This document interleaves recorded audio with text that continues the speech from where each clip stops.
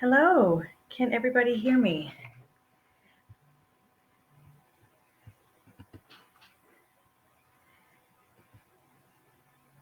Okay, we've got 6 people here. Is anybody there? Say hello. Can you guys hear me?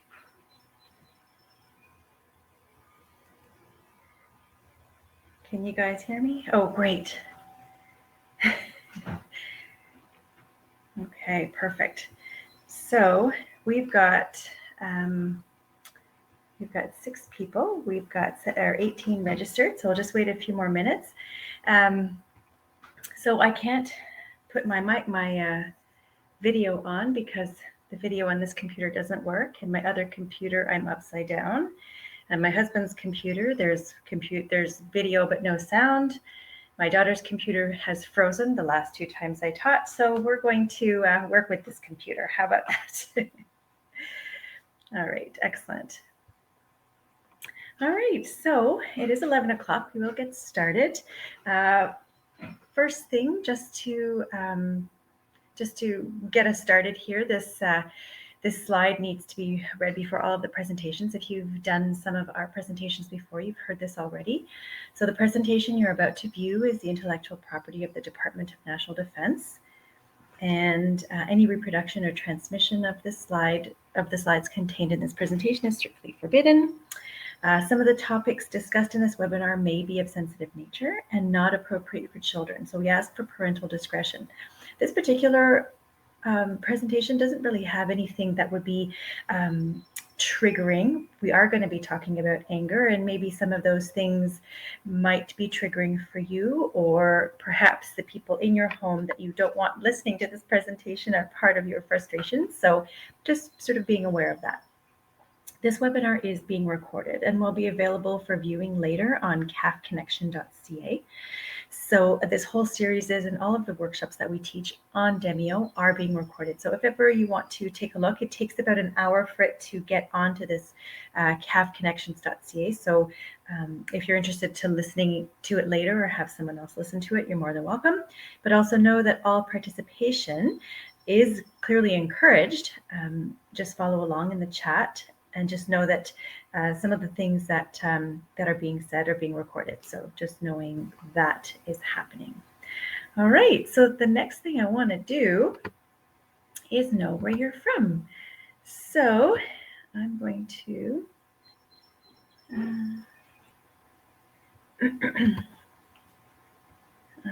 put this poll on to see where everybody is from, or what is your affiliation with the CAF community.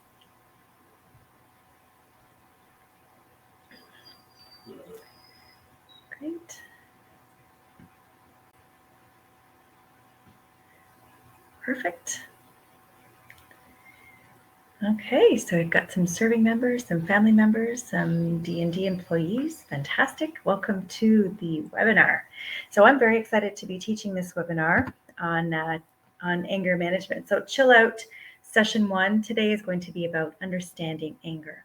Have any of you done any of the anger management workshops before, or is this your first one? First one, great.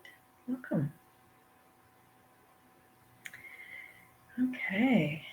Second one, great. Okay, perfect. This is very exciting. This is my favorite topic to teach because I find it the most fun, and you learn the most. Because when was the last time you thought about, why do I get angrier, or where does that come from? So when I had all the computer issues, thank you. Yes, that was a terrible day. We had 33 people, and I think 7 people stayed till the end because of the terrible issues that I had with my 3 computers. So let's hope that this one works out. Know that sometimes if there's a pause or long pause where you can't hear me or nothing's happening, I'll come back on in about 15-20 seconds. So just give it a quick wait. All right, so talking about understanding anger today, we're going to talk about how anger can be destructive, but how it can also be constructive. There are some constructive functions of anger, which are very interesting. We're going to talk about why we get angry, Then we're going to talk about trigger thoughts and coping thoughts. So that's where we're going to end today. And we're going to have, like I said, 4 sessions for this particular chill out session. So the next session, we're going to talk about a whole bunch of other things that are part of the anger. We're going to talk about how stress and mental fitness play a part in. Oh, hi. How are you, Rahul? Very nice to see you again. How anger and stress and mental fitness are connected. So that's going to be next week. So also too, before we get started, where are you guys from? If you want to put in the chat, are you from Ontario, from BC, from out east? Ottawa, great, me too. Perfect. Excellent, lots of local people so far. Oh, Borden, Petawawa, yeah. Hey, great. Nova Scotia, but living in Saint Jean. Okay, perfect. Excellent. So a lot of people kind of in the area in this time zone. Perfect. All right. So the goal of anger management, it's about problem solving, increasing our knowledge about anger, and then learning positive coping skills. So we're not taking this workshop to not get angry, because anger is actually a really, really important emotion. But we're learning how to not get angry very often or for very long. Okay. So this is going to be the start. So let's talk about 3 different things. There's anger, aggression, and assertion. We're going to talk about those 3 things because those are really important things. So if I were to ask you, has anybody ever said this before? I don't need anger management. I need people to stop pissing me off. Has anybody ever said that before?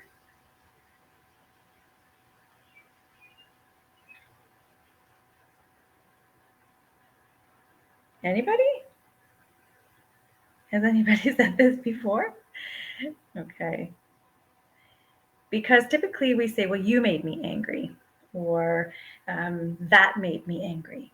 So this is kind of one of my favorite sides, because in my anger management workshops, the ones that we do over 6 weeks when we're actually talking to people in a classroom, this is one of those things where I say, well, this is the last time you're allowed to say that, because we're going to talk about, well, where anger comes from, and it certainly isn't from other people. So let's look at the next thing. What is anger? If I were to ask you, what do you think anger is?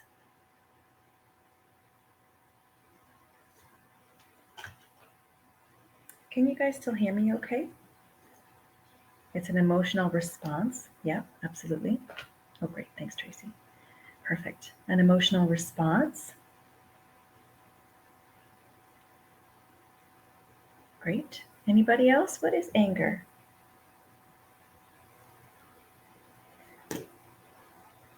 Something which is just something that is painful. Okay.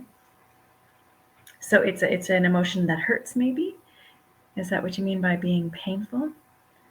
Releasing of feelings. Yeah. Right?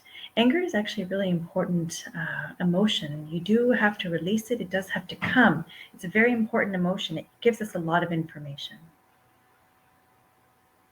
Great. Okay, so let's talk about what anger is.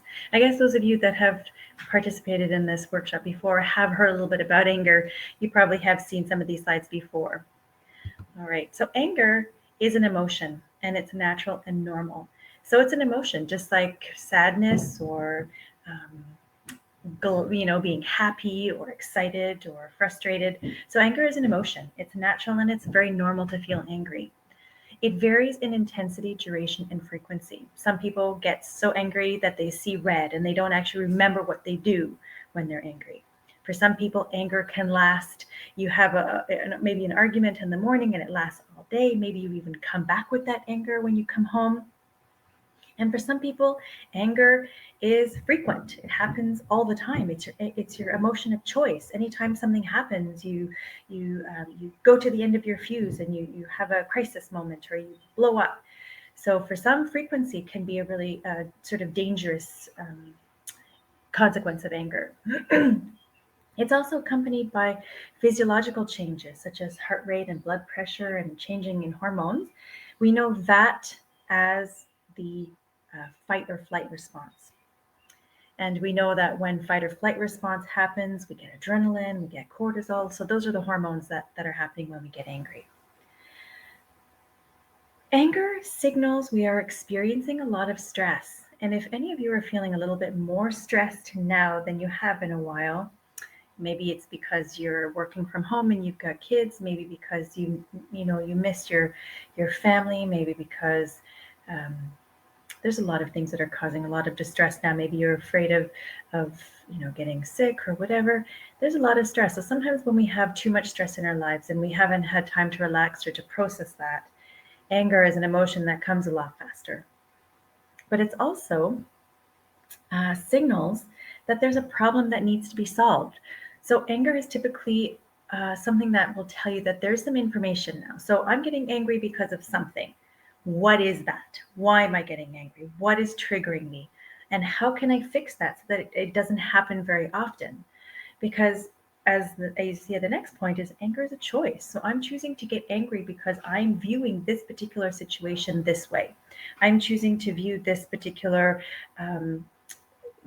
something that somebody said or something that I'm seeing or something that I'm living as a trigger, as something that's going to make me angry. I'm going to see it negatively and I'm going to get, oh, grief is not a choice. No, grief is not a choice. No, but anger is. Yeah. But grief feels a lot like anger. So that's a very good point. We are going to be talking about that. So the key point is to focus on what we think, say, and do after we feel angry. So basically talking about the behavior. If we have a learned behavior that we do once we get angry, like yelling or hitting something, then that's the behavior point. That's not the emotion. Okay. So that is when we talk about when anger becomes a problem. So anger, like we said, can be destructive, right? So if it becomes our main response to certain or most people and situations, that could be a problem, right? When it becomes our first emotion or something that we go to, or if it's too intense, right? Like you said, if you go right to your crisis, if you go right to yelling or hitting or doing some type of negative behavior, or if you see red or if you see black, or if you start to shake or it starts to affect you physically, it might be too intense. Or if it lasts too long. In some of my workshops, I've asked people, when we talk about length of time, oh, I've been angry since I was a child, or I've been angry for 4 months. That's a long time, and that can create a lot of distress or a lot of physiological damage. Anger becomes a problem when it occurs in inappropriate situations. If you get angry in a place where most people aren't angry, or it starts to have a negative impact on relationships. Because a lot of the times we let our guard down with people that we care about. So people in our homes, we might be yelling at them more, or being a little bit more negative, maybe doing some negative behaviors, or not being positive versus negative. Or it can become a problem when it leads to aggression. So what is aggression? You talked about anger being an emotion. What is aggression?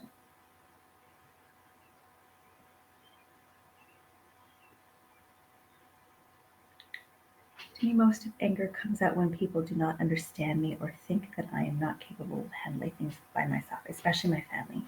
Absolutely. We are going to talk about that.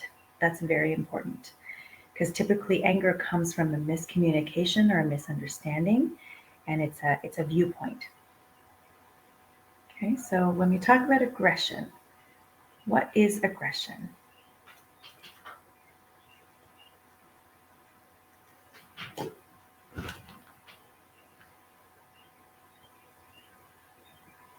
How about I tell you? It's a behavior. Thank you. Yes. Aggression, physical, emotional manifestation of anger. Yeah. It's like being told that you're not capable of something, but you know yourself as a person. Yes, right? Forceful in behavior. Yeah, aggression is a behavior. It's very different than an emotion. An emotion is something that you feel inside. Aggression is what you do with that feeling. So aggression is a behavior. It's a learned behavior. And so therefore we have control over it. So if we tend to be aggressive, if we do things, and aggression is always with with intention to hurt, whether that's emotionally, physically, psychologically, sometimes with intent, without intent, right? Sometimes we don't even think about, I really want to hurt this person, but it does come out as a behavior. Sometimes I feel other person's aggressive behavior affects us and turns us also cold towards everyone. Yes, it does, right? Because it can affect us.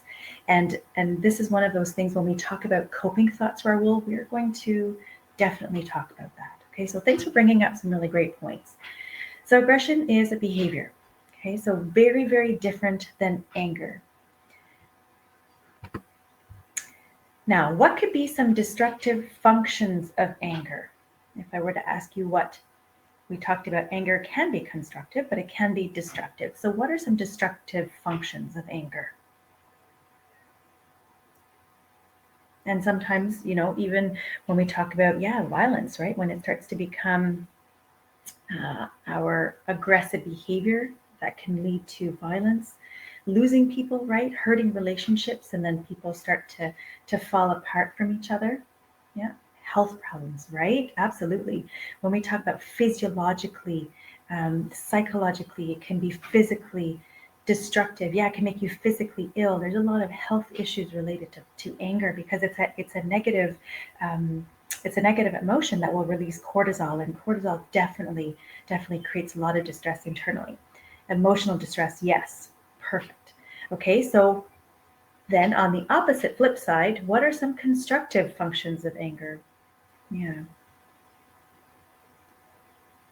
Emotionally painful for life, yes. It can be. Right? Motivation, communication, yes. Get your feelings out. Allows you to problem solve. Good, right? Energy. So anger doesn't always have to be bad. Yeah, protection, protect yourself physically, absolutely, and emotionally, all those kinds of things. So we know that anger has two sides of the coin. So this is kind of when we see facing injustice, perfect. You guys should basically be teaching this workshop. So destructive functions, we talked about aggressive behavior. Now, rumination is when you are alone with your thoughts and it goes over and over and over in your head. Does anybody do that at night sometimes? Or you're like, oh, next time I'll say this, next time I'll do this, or I should have said this, or I should have said that. And rumination can go on and on and on and create, again, a lot of distress internally. So rumination is something that is, some of us do it often, right?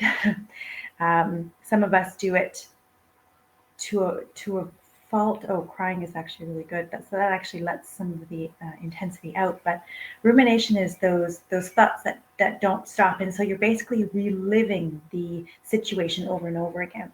Some of us become passive and we just let the other person take over. We don't stand up for what we believe in. Okay. Another thing can be the damage of important relationships. So when we go to attacking or being attacked, or feeling like you are not communicating properly, that you're not seeing the same page, that you're not understanding each other, or that you just kind of let your guard down and you let the other person know that you're unhappy and you don't try to be gentle with it, right? So you will sometimes react in destructive ways. It can sometimes lead to a loss of respect from others and a loss of self-respect. A lot of the times when we do or say things that are not very nice, we often feel bad about it, right? That's kind of where we feel like, oh, I shouldn't have said that. That was really mean. But a lot of the times when we get into those states or those issues, or when we feel angry, we're not really thinking about how can I do this nicely, right? We're not thinking very much when we get angry. And sometimes, we can't retaliate because we're not thinking clearly, right? There's also a negative impact on health and mental health, right? We talked about that, where it can cause a lot of physiological damage just because of the amount of cortisol that's released, the high blood pressure, all of those different things. Can done through video. I cannot use my video on this computer, and on my other computer, I'm upside down. So unfortunately, I can't be on video. Sorry about that. When I use my daughter's computer, it has frozen on me twice, so I'm not going to use that one either. All right, so let's talk about constructive functions of anger. right? A lot of you guys have said these already, so you're already sort of aware that anger can be great. So persevere in the face of injustice. You know that something is wrong and you feel like, wow, that was not okay. I'm going to do something about that. It activates psychological resources like determination in the face of fear or competition, right? You can't really be in a peaceful state if you're going to be competing to win something. Protect yourself, right? It can be physically, emotionally. Sometimes you need to. Sometimes anger is protecting yourself against an attack. Creates energy to resolve conflict or accomplish a task or to right a wrong. Anger gives us a lot of energy. When you think about the fight or flight response and you think about how people feel like they're invincible or indestructible, you hear about moms pulling cars off of their children or about being able to run faster or seeing very clearly, right? Very, very important when it comes to accomplishing a task. When we are given something and we have a very short time to do it, we have a fight or flight response that we need to make sure that we attack that particular challenge. So it gives us a challenge as opposed to a threat. Signals that there's a problem that we need to solve, right? So when we talk about anger and we talk about being triggered by something, if you stop and thought about what it is that's causing you to trigger, why did I get angry in that situation? That's when we can solve that particular problem. Yes, sometimes people use anger as a tool to drive someone away without even knowing the person, and that's not right. It's not. But unfortunately, we can't change other people. We can only change ourselves, and that's going to be part of one of our lessons in this particular workshop. But yes, absolutely. And it's when it comes to other people, we cannot change them. We can only change how we react and respond to them. So let's talk about assertiveness. So that's the third part. We talked about anger being an emotion, aggression being a behavior, a learned behavior, and a negative behavior. Now we're going to talk about, yes, it is hurtful. When we talk about assertiveness, assertiveness is also a behavior, but a behavior in a way of stating what you need while respecting others. So typically with aggression, it's always with intent to hurt, whether it's conscious or unconscious. Assertive is about solving the problem without hurting the other person. So when we talk about an assertive person, they respect self and others. They focus on the problem solving or conflict resolution behavior and intends to do no harm. So if I were to give you an example, for example, let's say you get very angry if the dishes are left on the counter after a meal. Okay, let's say you're one of those people who prides themselves on being clean. They like a clean kitchen. They believe in people putting their stuff away because it's really important to you. So you get angry if people leave their stuff on the counter. So when we talk about being assertive, the problem is that there's dishes left on the counter. If we were to be aggressive, we would attack the people who leave the stuff on the counter. So we would talk to them and say, hey, you guys are messy slobs, and this is not okay. You guys are bad or whatever. So that's being aggressive. We're telling them that they're bad, but it's their behavior that we don't like. So if we were to say, I feel very frustrated when the dishes are left on the counter. How about we clean them together so that I'm not stuck doing it all by myself?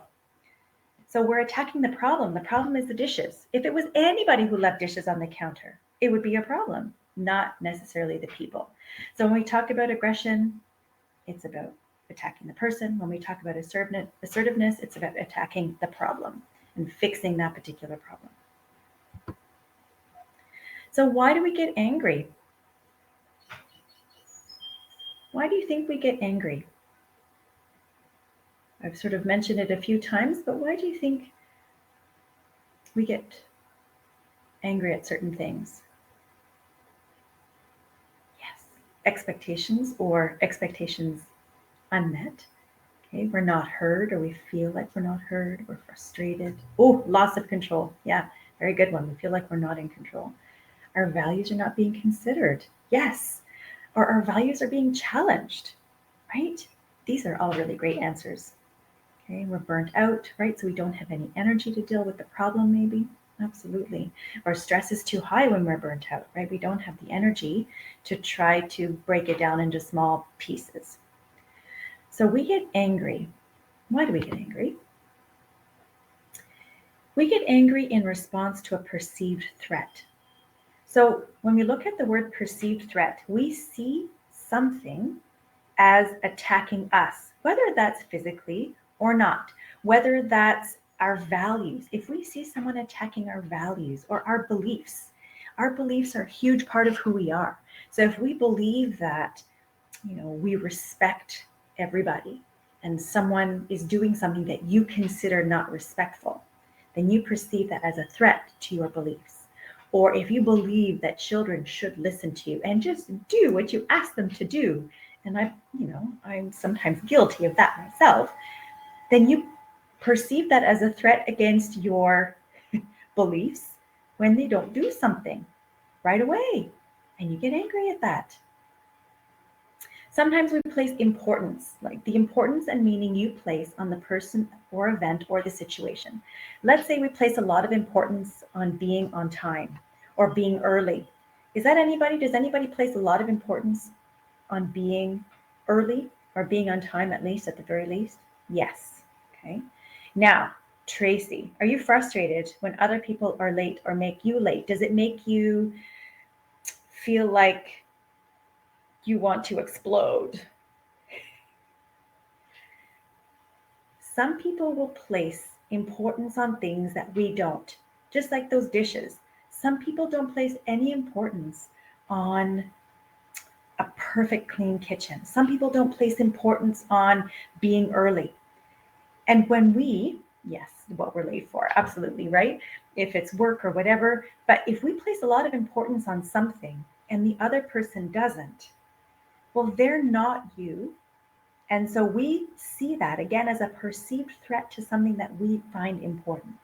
So if anybody's ever been stuck in traffic, maybe not now because we don't have to deal with any type of traffic, but if you're stuck in traffic, sometimes you're angry, sometimes you're not angry. Sometimes you're angry because maybe you're going too slow, maybe there's an accident, maybe you feel like you're going to be late. Well, those are, if we perceive being attacked by everybody else's not knowing that you need to be at work on time. So they're threatening your importance of being on time. And that can be really, really frustrating. We also get angry because of irritations and daily hassles. And now I think we see them more than ever because we're faced with them all the time, right? We don't ever get to have a break. We don't get to change locations. When we talk about unmet expectations, that's a huge one when it comes to anger. We place a lot of expectations on other people and we expect them to be like us or to think like us or to know what we need or what we want. And that's really, really challenging because a lot of the times we don't wear a big sign on our forehead saying, I need you to make sure that you clean the bathroom or that you flush the toilet or that you make sure that dinner is ready on time or that all of those different things. We expect people to know what we want or what we need, and we're often disappointed. When someone says, I'm going to be here at 9:30 and they're not, we place a lot of expectations on that and we're disappointed if it doesn't happen, especially in people that we think that we know or that we think know us, right? And the next one is to avoid other unpleasant emotions. Anger feels like a lot of other emotions, and you guys alluded to those a little bit in the chat earlier. So when we talk about different emotions that feel like anger, sometimes fear feels like anger. Let's say your kid runs out into the middle of the street and your heart goes into your throat and you panic and you run and you grab them and then you're like, are you kidding me? What are you doing? We're angry at them, but we're not. We're scared, right? And it feels like anger, but it's not. Just like grief, we were talking about grief. Grief isn't a choice. Grief is an emotion that we feel, but sometimes it feels like anger, especially one of the I guess, what's it called? The stages of grief is anger, right? Sometimes we feel disappointment or sadness. Sometimes we feel hurt or embarrassed. People still don't believe you. That's when you get frustrated, right? Absolutely. When people don't understand you. And when we talk about understanding and perception, we're going to go into that a little bit later on. So we're talking about sort of emotions, what else it could be. So again, if you were to stop and think about, am I angry or am I frustrated? Am I angry or am I disappointed? Am I angry or do I feel rejection or loss or sadness? So sometimes even just stopping to think about it can change our anger response. This is probably the most important slide when it comes to everything that has to do with anger. And this might help a little bit, Raul. We collect information through all of our senses, and then this data gets filtered through our own experiences and results in what we believe to be true. There's a huge difference between anger and frustration. We're going to talk about that a little bit later on, but frustration is, again, maybe unmet expectations. It could be just because we're feeling a little bit distressed. Maybe we feel overwhelmed and it comes out as anger. Okay, so angry, it could be very different if you were to think about, am I just frustrated with this particular situation? Or maybe you're very frustrated and that's why it feels like anger. But let's talk about perception now, because this could help a little bit with that. Is that we're all different. We all have had our own experiences. We've all grown up with different belief systems, with different cultures, with different religions. We are all different ages, different genders. And all of this is part of what we believe to be true. So if we're in the same situation talking to somebody, then we're going to see that particular situation very differently because we perceive it differently. Sometimes we see or hear things very differently. We have different experiences. For some are petrified of driving. And for some people, driving is like their relaxation response. Some people are afraid of public speaking. Some people love it. Some people, what else can we, when we talk about experiences, right? How do we perceive certain things? Do you think our younger generation has a very different perception of life than our older generation? So there's a lot of different things that we come across when it comes to people sometimes just don't understand each other because they perceive things very differently. So know that if you believe something to be true, that is your truth, but it's not necessarily somebody else's. Okay, so when we look at something in any event, when we talk about internal or external events, whether it's traffic, whether it's an argument, whether it's this particular situation we're in, this pandemic, how do we filter it? When we talk about our mental filter, how do we interpret this situation? I have a couple of friends who are loving this pandemic because they normally travel 2 or 3 times a week and they were exhausted from traveling. So they're like, you know what? I'm home. I'm spending time with my family. I get to sleep in. Some people are loving it. So they're judging this particular situation as almost better than their past lives. For some, this has been completely distressful because maybe we're with people that cause us distress. Maybe we're feeling very lonely and alone. Maybe we're afraid of going out. We don't have control over the situation. So maybe we feel a very huge loss of control. And so we might be going into not being able to manage this situation very well. But our perception makes our reality. So when we talk about different thoughts, this is going to be how we process anger. Every situation, when we see at the top of this cognitive behavior model, every situation, we are going to have thoughts about that situation. So whether they be negative, whether they be positive, whether they be automatic, sometimes we think positive, sometimes we think negative, perhaps based on what that situation is for us. We get some physical sensations. So for some of us, how do you feel when you get angry? Do you get hot? Do you start to be tense? Do you have a headache? Do you have stomach issues? We get physical sensations that tells us that our body's getting ready to, be angry. So fight or flight. Are we going to rise to this challenge or are we going to be destructive? Do we need to run away from this challenge? Are we feeling threatened? Okay, so our thoughts are creating this physical sensation. And we're going to have some emotions based on those thoughts. Are we feeling angry, frustrated, disappointed, hurt, all of those different things? And then we're going to have a behavior. Now, this is really interesting because a lot of the times From situation to behavior, we sometimes do it in 0.00 seconds, right? We go from this happens, I'm going to do this because it's an automatic response. So when we look at this model, we have full control over our own thoughts and perceptions. And we also control how we behave. So if we sometimes stop and think about it, and in our anger management workshop that we do when we do classroom work, and we have 6 full weeks, and this is sometimes why it's important to come for the full 4 weeks to hear it over and over again, is how can we change our thoughts based on the same situation, so we can maybe see the situation differently, so we don't get the physical sensations that feel like anger. Maybe we have different emotions based on changing the way we think about certain things, and then our behavior changes. So it all comes down to our own thoughts. So when you think, I don't have control over this situation, what do you always have control over in any situation? If I were to ask you in the chat.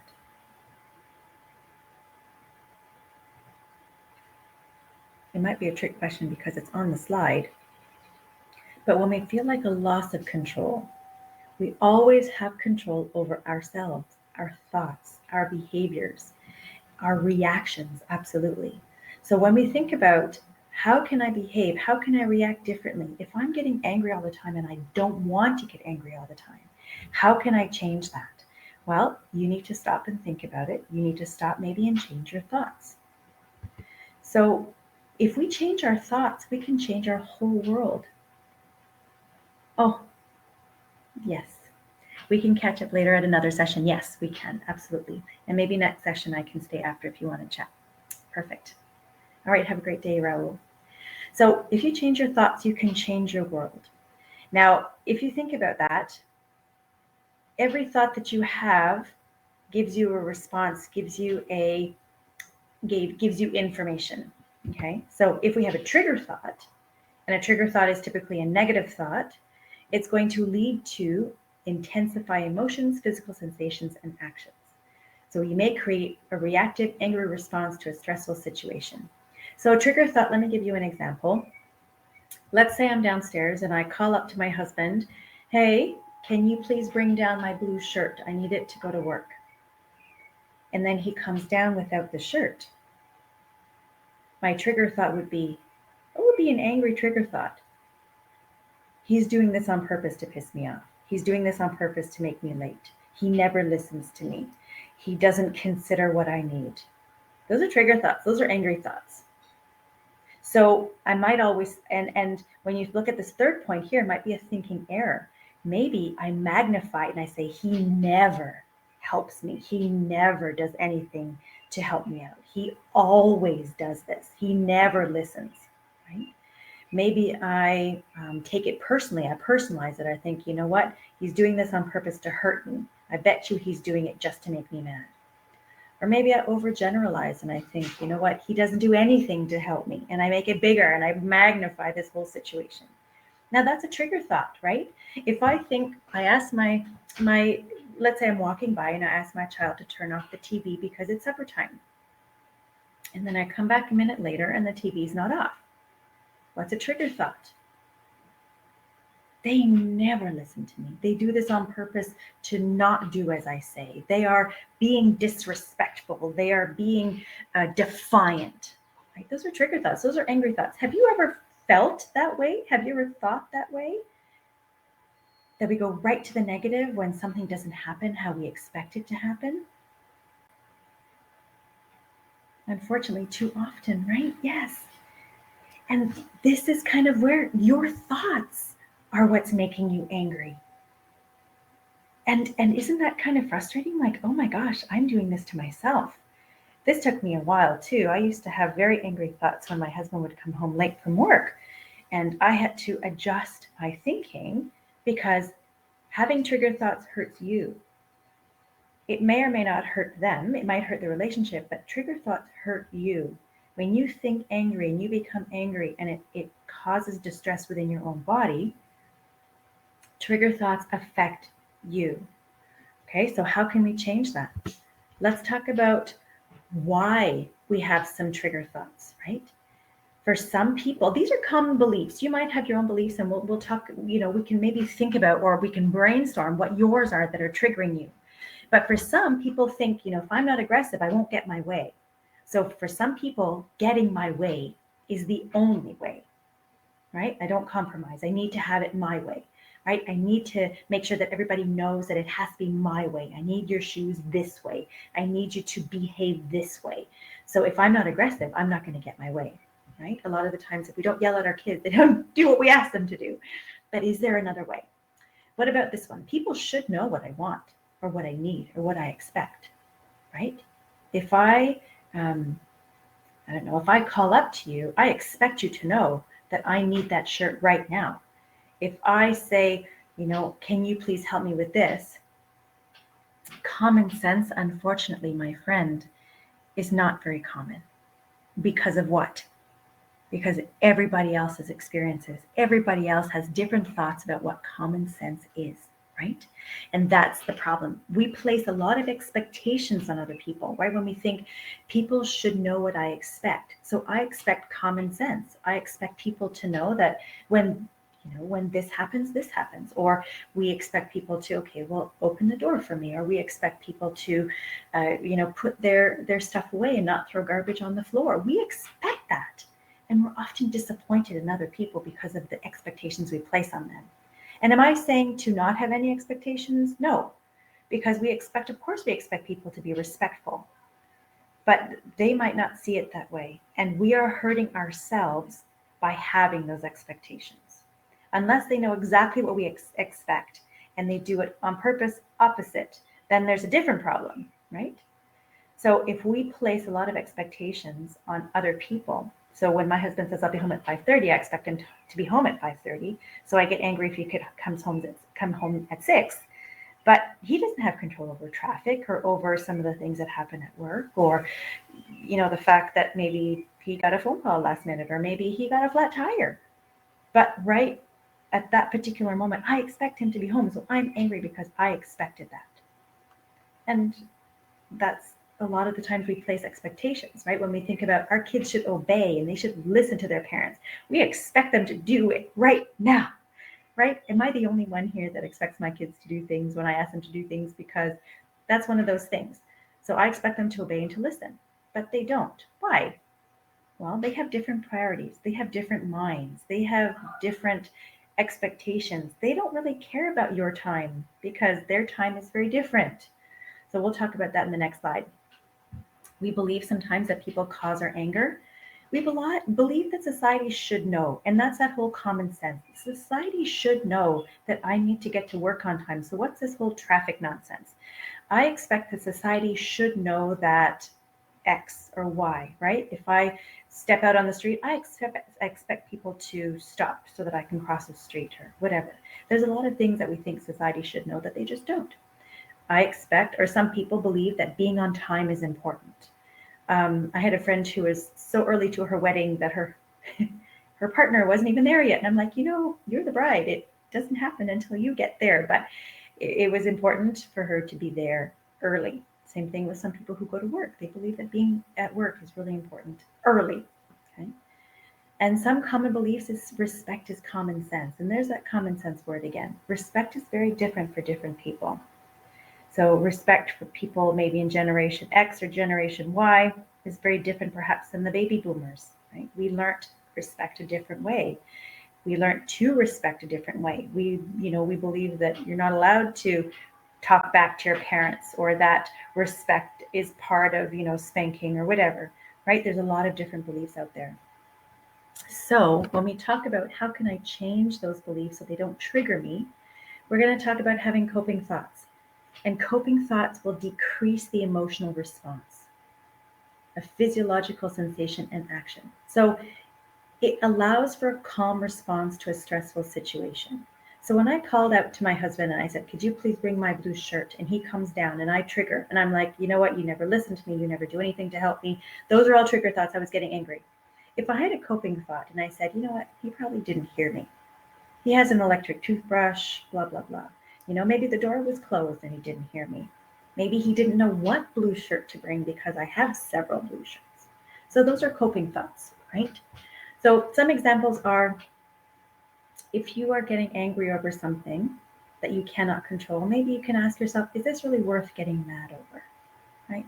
If I'm in traffic and there's nothing I can do because traffic is not going to change for you, is this worth getting angry over if you do it over and over again? Because if you think about it in a different way, if you hate traffic, for me, traffic is the only time that somebody doesn't need me. My dog doesn't need to be fed. My dog doesn't need to be, walked. My kids don't need me to get them a drink, or I don't need to make supper. I don't need to, be kind to somebody. I can listen to my own music. So if I think about it differently, is it worth getting angry over? Maybe another coping thought could be, we must have different priorities. When it comes to, if you're obsessed about cleaning your house, maybe another person has more priorities about spending time with people and worrying about chores later. So when we have different priorities, is this causing me angry because I need to have the dishes put away right away? And that's my own thing? Because other people might think, you know what, I'll just do it later. Or maybe the dishwasher's already full. So a coping thought could be, we must have different priorities. Another coping thought could be, why is this triggering me? It could be, what story am I telling myself? Am I telling myself that they are being disrespectful? Is that why that's triggering me? Or is that just a story that I'm telling myself and it's not really a story? Maybe I'm just being triggered because I believe in, kids should obey, right? Why is this triggering me? Why am I going right to the negative and not to the positive? Now, this is another thing. They are not angry at me. They are angry at the situation. So if you have somebody who's frustrated or angry at you and you didn't do anything and you're just a bystander that's getting yelled at, it's almost like you know that this is not about you. Maybe they're having a really bad day. And so, yes, when we talk about control, do you want to yell back when somebody's yelling at you? Absolutely. Does that help the situation? Not typically, right? So if you just stay calm and say, I'm really sorry to hear that you sound really frustrated or you sound really angry, maybe your different response, your coping thought, this is not about me, this is about them, could really help you reduce your anger or your need to react back. And the last one is, what do I have control over within the situation? If you're in a situation that causes you a lot of distress, when we talk about what do we have control over, it's always us. It's always our thoughts, our actions, our behaviors. What can I control in this situation? I can react differently. I can have a coping thought. I can choose to take a deep breath. I can, maybe I have no control in this situation. I'm stuck in traffic and there's an accident in front of me. I can control the radio station that I listen to. I can control the fact that, maybe I can do my meditation then, or I can start doing my gratitude list. So always, when you feel a loss of control, and that's what causes you distress, ask yourself, what do I have control over in this situation? What can I do to make this better for me? Is it changing my thought? Maybe changing my location? In session 3, so in 2 weeks, we're going to talk about all kinds of strategies on how to manage stress or manage anger. So if you want to make sure that you come back to the next few sessions, we're going to talk about that for sure. But just right now, I'm going to leave you with coping thoughts. So be aware of your thoughts. Be aware of how you think or why you trigger. So stop and think about it. Maybe even write it down. I saw this situation this way. And then talk to the other person when you've calmed down. How did you see the situation? Because we clearly didn't see it the same way. Especially if you want to manage relationships and you don't want to hurt the relationships and you yell at each other. Well, if you yell at each other, you're not listening to each other, so nothing's going to get resolved, right? So how can we step back and say, okay, we're clearly not seeing this the same way. We clearly have different beliefs or we have different expectations. How about we talk about those? And so one of our sessions, I think it's the 3rd or the 4th session, we're going to talk about how to have difficult conversations in an assertive way as opposed to an aggressive way. So stay tuned for that. I have gone a few minutes over my time. This was only a 45-minute session. But if you need any resources or you feel like maybe you need a little bit more than just this particular workshop, there are some resources here that you can take a look at. Sometimes people take a snapshot of it if you want to in the camera or write one of these numbers down. But yeah, sometimes you feel like there, maybe you feel like somebody you know might need a little bit more than just, again, some information in the webinar. But how are you doing? How do you have any questions based on what we've seen? Has anything kind of clicked in your mind to say, hey, you know, maybe I should see things or think about things differently? Any questions or comments?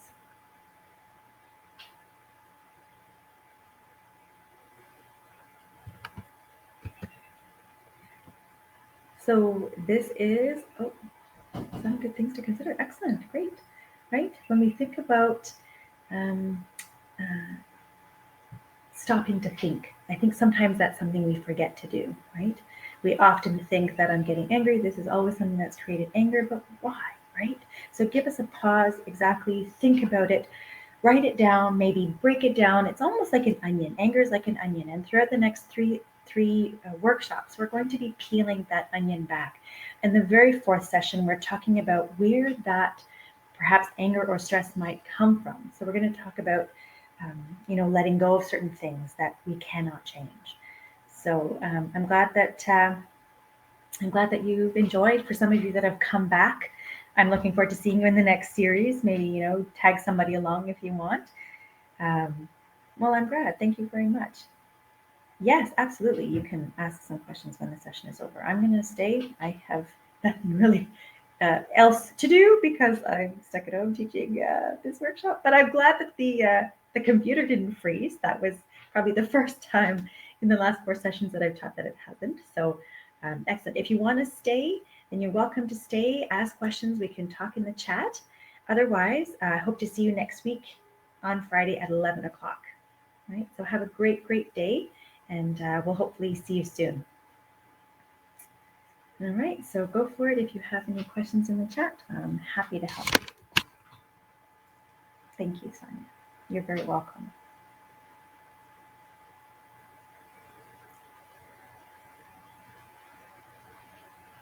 Great. Oh, great. I'm very glad.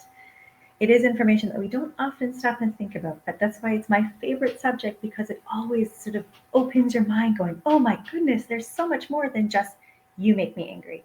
Great. Well, I'm glad that you found the information useful.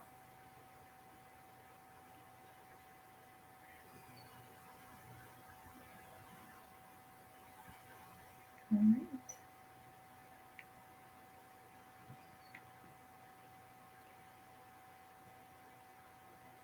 So I'm here if you have any other questions. I'll try to respond to them. Is there a reading resource for this specifically for couples? That's a very good question. There is a book called something like Fighting for Your Relationship. Maybe get your partner to participate in this workshop. Or like I said, the CAF Connections website might have this recorded in about an hour or so. So if you want to go there, this is usually information that's very challenging with a partner because you often see things very differently. And I totally hear you. I've been married for 16 years and it's still an issue. But talking about it is something that's really important. So like I said, the book I think is called something like Fighting for Your Relationship, and it is about open communication.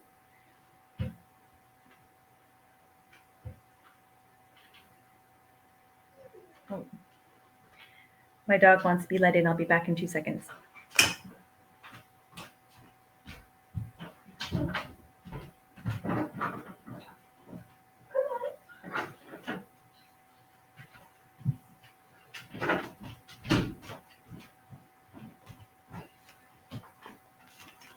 All right. Oops. Great. Oh, you're very welcome. It's a book we used for our workshop called Basic Relationship Training. So we basically talk about communication, and that's usually the biggest thing is communication and making sure that when you are talking, that one person, let's say, is holding the floor, we call it the floor, a piece of paper or a baton or whatever, and you're doing the talking about one subject, one topic, slowly, clearly, concisely. And then you give the other partner and say, okay, this is what I'm saying. How did you hear that? So that they can have the opportunity to say, okay, well, this is what I'm hearing you say. And then you can say yes or no, obviously. And then you can give them the floor, because then it shows that I'm the one talking, so you can't interrupt me. These are the rules of this whole game. And then they give you their opportunity to talk when they're holding the baton. And then they can say, okay, so this is how I see the situation.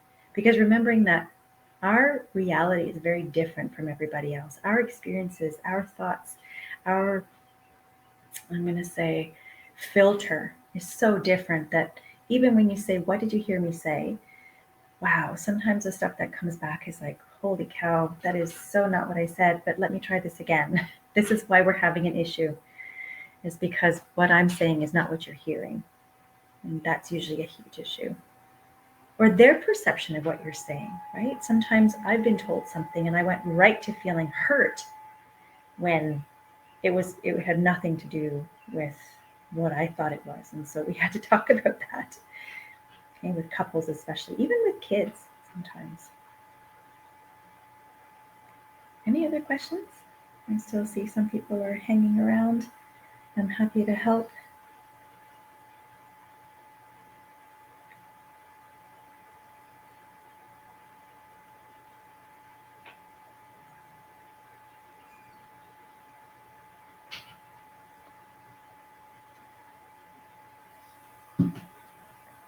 Oh, good. You're very welcome. I hope that helps. It's there is. I was going to say the last anger management we talked about communication. That is going to be part of one of the series. I think that's going to be in the third or fourth.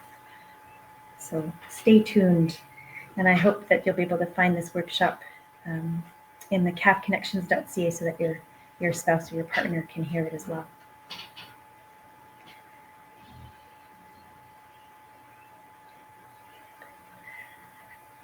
All right. Anybody else?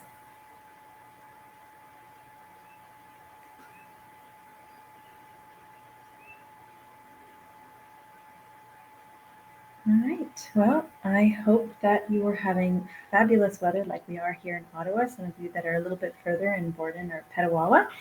So Ottawa's having great weather. So I hope you enjoy it. It's Friday. Do something for self-care. And I will see you next week. Thank you guys. Have a great day.